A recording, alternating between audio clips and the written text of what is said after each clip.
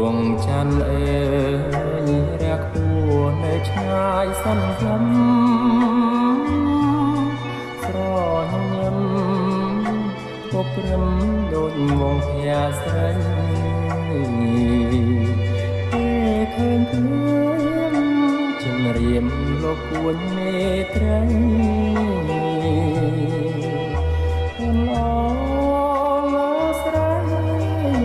អូននេះសៃបងប្រាថ្នា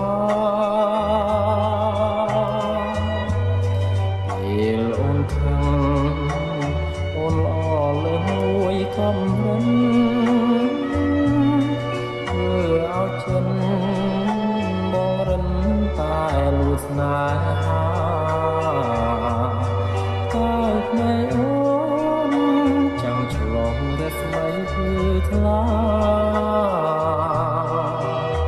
នាំឲ្យចិនណា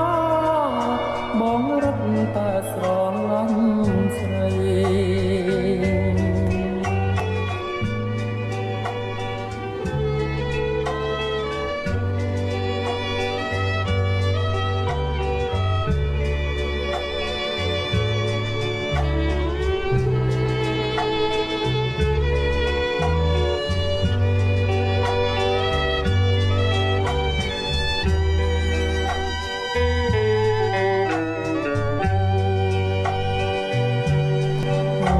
ថាជា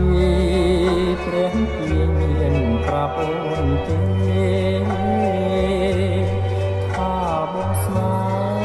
ហ៍ចង់តាគៀកកាយថ្នមបើជានេះថាជាអូនមិនប្រណីរៀមសុខសាយ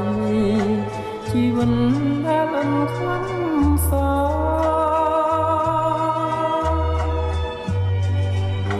จันเอ๋ยจันเรียបំភ្លឺចិត្តខ្ញុំได้រួបរวมគ្រៀមក្រំរងក្តីទង់ខាពេលឃើញអូនទ្រង់បងចិញ្ជ្រោលស្នេហា